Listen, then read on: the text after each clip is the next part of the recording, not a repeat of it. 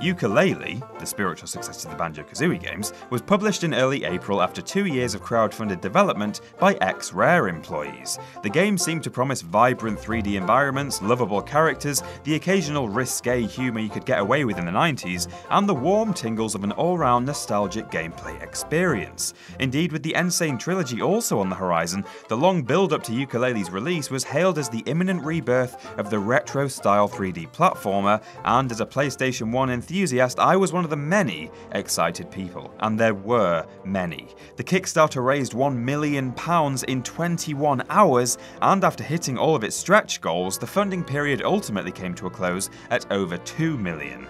Then the game finally arrived, and, well, let's find out if it delivered. I'm Peter from What Culture, and here's our full review for Yooka Laylee. Review-Ka Laylee. The story of Yooka Laylee follows the tried and tested formula of good versus corporation doing naughty things for cash, but it's all presented in a way that doesn't feel too stale. You're up against a giant bee called Capital B and his crony Dr. Quack, who I can only assume has some variety of autoimmune disorder as he lives inside a biosuit made from a repurposed gumball machine. Because of course he does, it's made by ex-Rare employees. The nefarious pair hopes to use the Novelizer 64 to absorb all the knowledge from the world's books and profit from the monopoly, but Green Chameleon Yooka and Purple Bat Laylee have other plans and set out to collect over 100 pages which have been scattered across the world before Capital B can get his mitts on them. So, as I say, there's nothing that original here from a narrative perspective when you break it down into its component tropes, but the setting and characterization mean that things certainly aren't cliched. He's a giant business bee, he's a PhD duck in a gumball machine, and he's a chameleon with a bat on his head who lives in a shipwreck. I'm all about it, you should be too. It doesn't stop there either. You'll encounter all kinds of cray-cray characters in Yooka Laylee. From the Four Knights of Hamelot to Kartos the minecart to Vendy the headscarf-wearing vending machine who is literally Mrs. Refrigerator from Rick and Morty, every single NPC in this game is overflowing with personality, charm, and unforgettable individuality. Also, actual Shovel Knight. Seriously, we'll see how Playtonic have fared elsewhere in a moment, but if nothing else, they have created an adorable new gaming universe that will stick with players for years to come. Let's get one of the more divisive things out of the way first. While the game's soundtrack is a truly gleeful trip back to the days of yore, it really is, Yooka Laylee also happens to feature that banjo-style dialogue where everything is just a combination of 2 or 3 grunts repeated over and over and over and over, and I hate it. This is but one of the several things that Playtonic have dragged almost kicking and screaming out of the 1990s without due reason, other than, hey, remember that? We'll do that again. Sure, some people will adore the inclusion of these sounds and spend all of their Thursday mornings hashtagging about what an epic throwback it is and telling people who don't adore it, like me, that we know nothing about Banjo or we're not true retro platformer fans. But the fact is, you don't lose any of the homage in a spiritual successor by cutting out the chaff. You don't have to replicate everything, but they seem to have missed the memo on this one and decided that even some of the worst bits should stay. Another interesting thing here that reminds me all too much of 90s gaming is the loading screen. It jitters like hell. What is going on here? I've not seen a game do this in a long time. And actually the first loading screen takes a very long time to pass, which kind of takes the humour out of this little joke that they include. However, there is a redeeming factor for sure, which is the dialogue itself, once you get past the meh meh meh, is actually really well written. The game has absolutely no fourth wall at all in a hilarious way. There's also a brilliant British wit threaded throughout the entire experience, everything from the script to the characters' names. One of the commonly encountered NPCs is a merchant snake named Trouser. Trouser Snake. No? The characters themselves, as well as the worlds in which they're found, are absolutely stunning. There's no question about that. The textures seem to pop right out of your screen, the models are lovingly designed, and the lighting engine never falters. Exploring a new level in Yooka Laylee is like a trip through an interactive Pixar movie, and it's all complemented perfectly by some masterful sound design.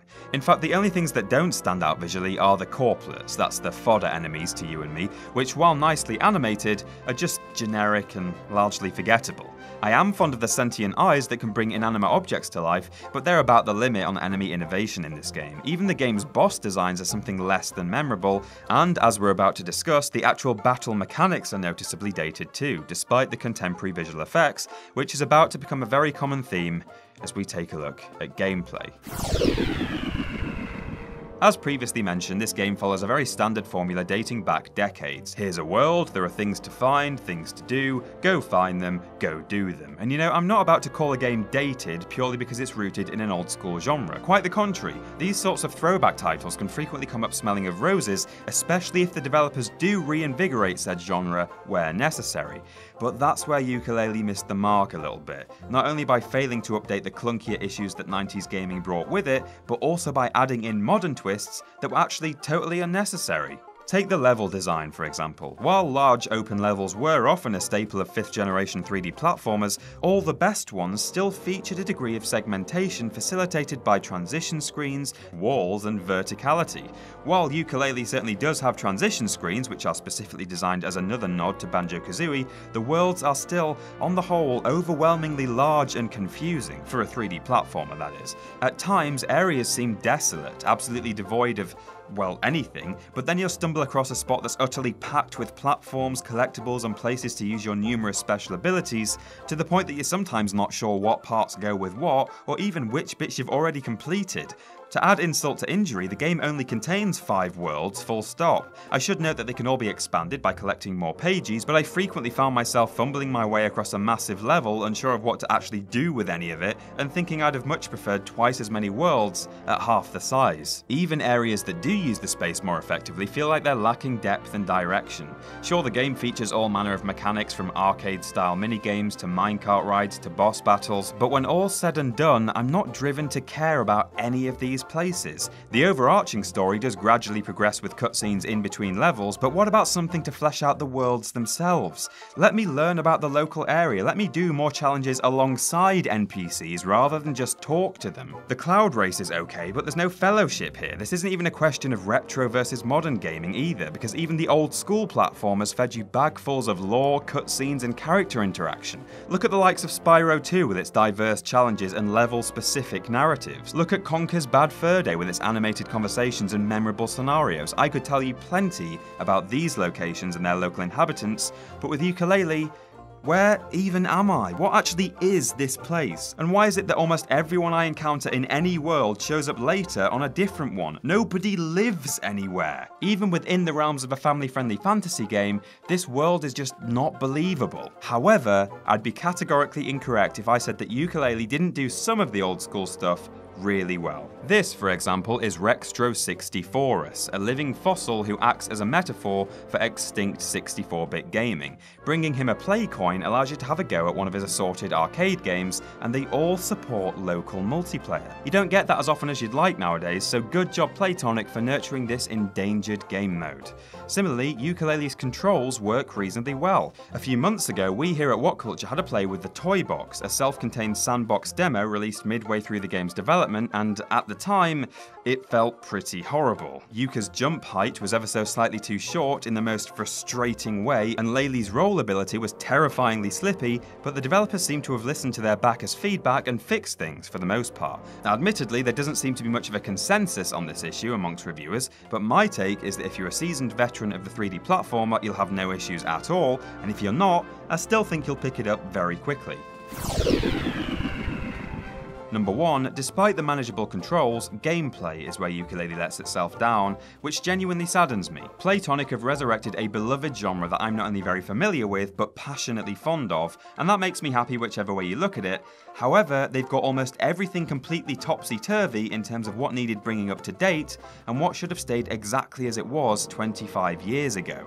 A critical error that really strips off the polish. Number 2, though, is that while these technical issues may get in the way of an absolutely glowing review, Yooka Laylee is by no means a bad game, especially when you consider its presentation. It's actually rather beautiful, giving us a rare glimpse of what heyday platformers would look like with current-gen visuals. The character models are exceptional, each with a distinctive charm that's also carried into their humorously written dialogue. While the same can't be said for certain aspects of gameplay, the characters themselves have every right to be marked as memorable and lovable as some of Rareware's best. And finally, despite its flaws, this is a game for everyone, and that's something commendable. It would have been all too easy to make Yooka Laylee a love letter addressed only to banjo fans, but this is something for gamers young and old. Sure, Playtonic may not have delivered the modern yet retro 3D platformer holy of holies that many of us hoped for, but could anyone really do that? What you have here is something that's very obviously flawed at times, but still really enjoyable when you disassociate the notion that this was going to be a faultless Banjo 3E in all but name. Most evident of all is the mountain of love and devotion the developers and backers have injected into the project, and all things considered, if Yooka Laylee is one thing, it's an experience lovingly crafted for old and new gamers alike.